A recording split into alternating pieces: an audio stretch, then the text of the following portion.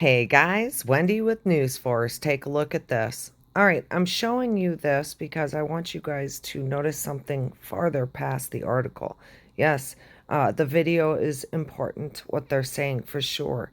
But more so, let's talk about what we see that indicates to us who is coming at us with this information. All right, I just want you to note these things. So you have your yellow here, and then you have your blue here. That is not by accident. And then you have her, which is considered your yellow. Your yellow is always considered in their world all shades of it. Okay? And note that it is a rainbow. See this rainbow here? And then, of course, she has blue on. Let's keep going and listening. News. With the termination of tens of billions of dollars. Okay, we're going to stop it right there again. Now, this is Al Jazeera News. The media outlet, yes, they're pretty, open-minded, and they say a lot more than most of them say, but they're still cabal-owned. So you have, again, your yellow here and his blue suit here, okay? They really, make sure they coordinate it, and they're supposed to. That's what they give back. Like in Christianity, when you feel blessed, you tend to want to give back to God and praise Him and really give Him thanks and stuff. The same is with them. This is their way. It's like putting a cross out on the table. They're doing the same exact thing. You take Christianity and flip it, and you have Satanism, and you flip back and forth, but really they are one and the same because they're all coded with spells, casting spells, group speaking, saying the same things in a monotone tone, that type of behavior. It's all one and the same, folks. Anything that you, quote, worship, all right, besides your own DNA inside your body is a brainwashing or is a spell casting. And that's the way they designed it. Let's just go a U.S. little aid bit and further humanitarian and see assistance what we to see Africa here. and elsewhere around the world.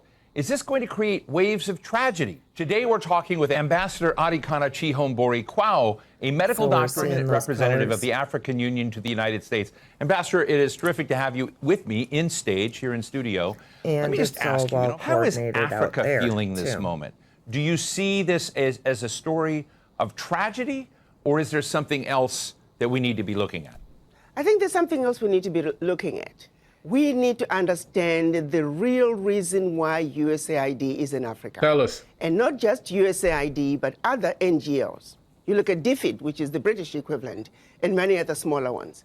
Their sole purpose and that's great was to that they're terminating USAID out there because to rescue Africa. They're coming to fill in the gaps in government services, gaps in education, gaps in healthcare, gaps in humanitarian services. And so they use that as a way to go into the most remote parts of Africa. They're talking about government advocacy. When you look at it on paper, it all looks really good. But they're actually wolf in sheep's clothing. They are using that open access sounding humanitarian to constantly destabilize governments. I can tell you right now, the majority of African leaders, and not just African leaders, but leaders in the developing world, are celebrating the exit of USAID. Interesting. I was listening to a program, I believe it was CNN, and I was jumping up and down. They know. It was a government official from Hungary. He was echoing the same sentiments. He said they are happy USAID is leaving Hungary because they are always supporting opposition. Their form of government advocacy is supporting whoever can keep the government in a turmoil. So, Ambassador, let me just jump in here for you. This is a message that I don't think many Americans hear. Many Americans believe, not all of them, but many of them believe that AID was essentially set up for philanthropic reasons, for dealing with the HIV/AIDS crisis, dealing with the which is all a big various lie. Instabilities in the region, dealing with infrastructure deficits. But you're saying that there was something else as part of that package, meddling. A major meddling agenda. Major meddling agenda. If you think about it, their sole purpose, for example, filling in the gaps in healthcare and education. Where is the change? Show me one country that USAID was in and education improved. Show me one country. In fact, it got where worse. USAID was People in got sicker and healthcare improved. Because they were using them as experiments. The social services they're bringing, it's peanuts. The American taxpayer needs to know the billions of dollars that are being given to USAID, a fraction is making it to the people. Let's look at what HIV/AIDS was used to do. We know of a program that was run out of South Africa where they actually were injecting people with the virus. The reason some of the AIDS virus spread as rapidly as it did in Southern Africa, there were some very dirty games being played on African people. They were using Africans as guinea pigs for experimental activities. Even when you look at every aspect, they're using us as guinea pigs. Yes, there is some good, a percentage of some good, but not all of it is done with good intentions. You look at agriculture, they're destroying African agriculture by introducing those GMOs. You plant your seed in one season, your soil is finished. We used to have seeds that we can use from one season to the other. The introduction of GMOs through these agencies, USAID is one of them. We're destroying Africa in a massive way. A little good is coming out, but by and large, the end result, they mean no good. They can turn around and give us an inventory and say, as long as you have been in Africa and also other parts of the world, show us your success rate. You claim you're helping governments with education and healthcare. Show us your success rate.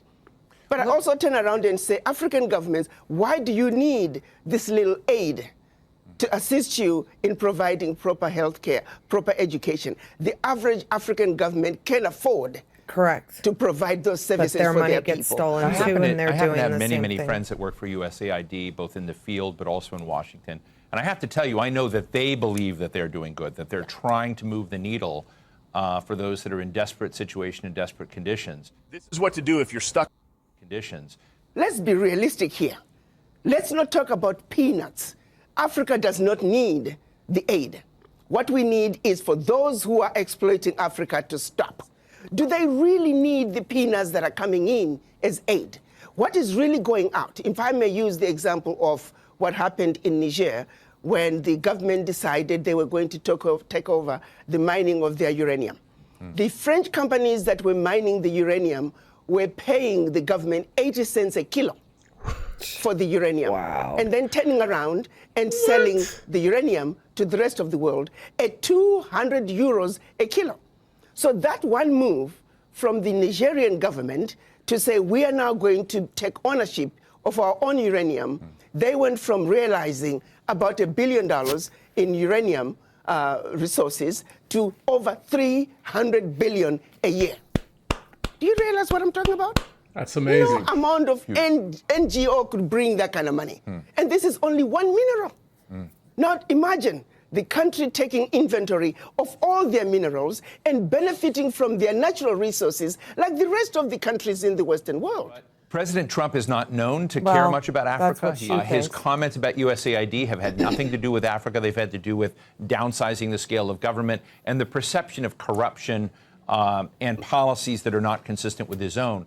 So when you think about that, what do you think is the possibility of changing the dynamics of the relationship between the Trump administration and African leaders when it doesn't seem to be on his radar screen? I think what's happening in the United States through President Trump is going to make them realize that this is what you need to do. You're going to have to pull yourself up by the bootstraps. President Trump is saying, the people have I have to a do mandate, America first. So you Africans, are you going to sit back the and people just wait have to and do it. see We're going to the have next to do move it that too. President Trump is going to make? Or you're going to also say, I have a mandate from my people, and I'm going to do what I need to do. Take inventory of what you have in your country. That's right. Use it and use it wisely. No more begging. You don't need to have anybody filling the gaps in your educational system. You don't need anybody filling the gaps in your healthcare system. You don't need anybody creating initiatives in the most remote parts of your country because they claim that you, the government, cannot have access to that. How can somebody come from all the way from the United States, all the way from Britain, and access the most remote part of your country that you in your country cannot access. It is the most stupid thing. When you listen to the justifications and the explanations as to why they are there, it's a joke. It's really not stupid. It's brilliant. But let me underscore this. If you're trying to take down the world, that's the perfect way of doing it. And, you know, I know she sees that. But the exposure here today is absolutely phenomenal, guys. Share this everywhere you can. This is Al Jazeera News. They're pretty big. And, you know, this is pretty huge. She's exactly right. What they do is they talk you into the idea that you can't do it yourself, that you have to have us, you know, a governmental system. And it's a cabal-owned system, and it's worldwide. And, you know, yeah, everybody go back to their own countries. You know, it's like telling everybody in the room, a chaotic room full of toddlers, everybody go back to your chairs, all right? All right, get in your chairs, and let's all start over again, okay? You take care of your country, you take care of your country. Your people get together and start deciding on the new laws and rules of the land, and then we begin to, you know, do things together. You know, Trump's not going to save this nation. The military is not going to completely save this nation because Trump is the military. Okay, when somebody says Trump's name, it means military, because the military took this country over and has been running this country for quite a few years. Just a lot of people don't know that, you know. And, you know, let's begin from the ground floor and build up from the truth. But first, the people need to hear this right here. They need to understand that it's factual, that we were taught to just wait until you get sick and deteriorate and then come to us and we'll help you and give you 12 other problems and kill you. That's Western medicine. It was a system designed not to make sure you don't get sick, okay? You know, the idea behind it when you're born is to make sure that you do pre-health before you get sick, that you maintain your body, you know, that you do things for your body now that'll prevent what'll happen later on, guys, okay? That way there doesn't have to be doctors and stuff. Preventative measures will allow us to live, well, in my opinion, possibly thousands of years again. Humans are capable of living. Just alone parasitically cleansing the parasites out of your system, that alone is giving you each and every year, years of your life back, keeping the parasites out of your body. You know, everybody says, I'm waiting on the med beds, I'm waiting on the med beds. Well, you are the med bed. Knowledge is the med bed. Now you go do it. You know, preventative things like keeping an alkalitic environment in your body, those types of things. These are all preventative measures that should be naturally happening. And the only way we can make it natural again is to make it natural again, is to do it in front of our kids, show our kids how to do it and do it for ourselves. You first, as I always say. This lady is absolutely littered in information. And I would definitely be sharing this out, folks. Your loved ones, the people who most put you down and said, oh, conspiracy, this, that, I promise you, they might not be saying much right now. Excuse me, I just want to take a quick sip here so my voice comes out properly for you. They may not be saying much right now, but they're thinking about it. And Al Jazeera is a very trusted news station as far as the sheeple go. It kind of mixes in there with CBS, NBC, ABC. Share the crap out of this video. Wendy from News Force, have yourselves a good day. Oh, and for the rest of the video, I'll go ahead and put it down here below in the description if you'd like to finish out listening to this. Oh, the heck with it. Let's finish it off, folks. Average African leader and majority of leaders of developing world, I can tell you, they are celebrating the exit of USAID, and we hope that there will be exits of many other NGOs that are carrying out nefarious activities in Africa and anywhere else in the developing world in order to further the agendas of their governments, which is to continuously destabilize, divide, and conquer. Wow. Okay, so you heard the lady. I'll make sure to put the video link in the description so you can go and watch the whole interview if you like to do so. And just in case you didn't know, here's what's currently happening with USAID. Now, what that means is that there are some great causes in the world. There really are. There are some great causes. There are some horrifying things that are happening on the planet. America cannot solve every single one of them. What we need to focus on is prioritizing our foreign policy to those areas that are in our national interest. Now, we will still remain the largest contributor of foreign aid and humanitarian assistance on this planet by far. The United States, even under the budget that's before you today, we don't need and the changes we have made, will still contribute more in foreign aid than the next 10 countries combined, than the entire OECD.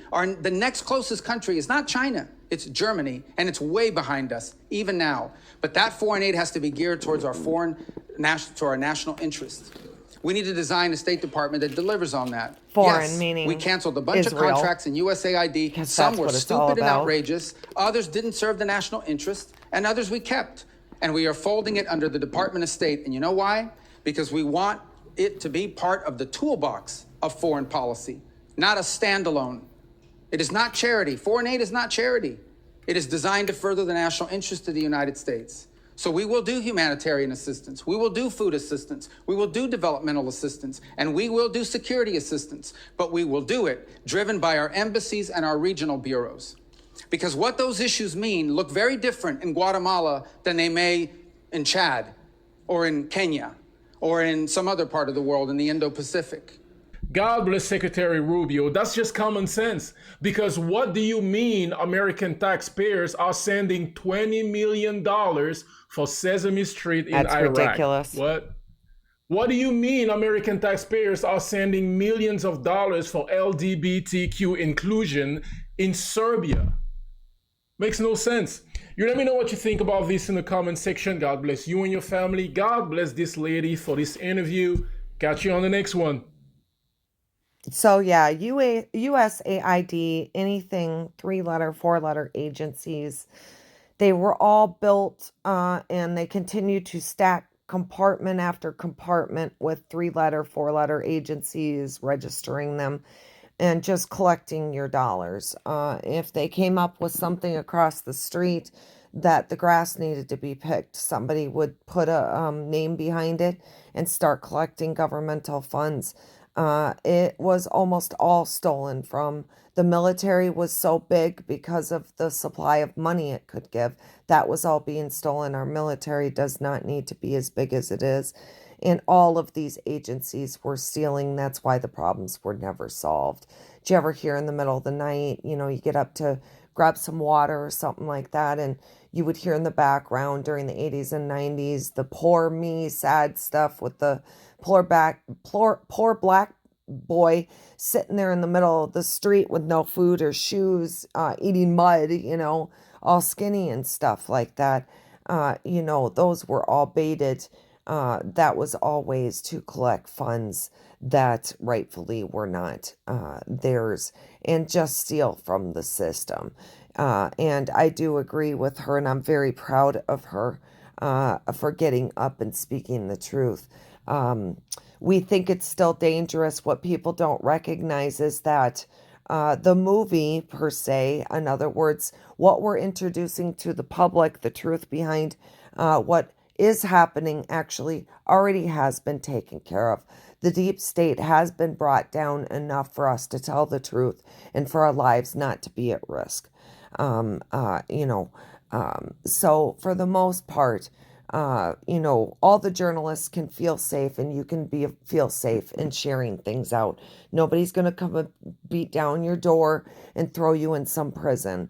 I do see them the deep state trying what's left of them to ruin that and scare people into the idea of sharing information, that you could, end up in jail for sharing something like this. You guys don't be scared. Press forward. The battle is here on this machine, And the fight is real, and it's an information war to begin with, to start with. Let's spread it far and wide for sure. Everybody have themselves a fantastic Tuesday, and I'll be back. Wendy from News Force, over and out.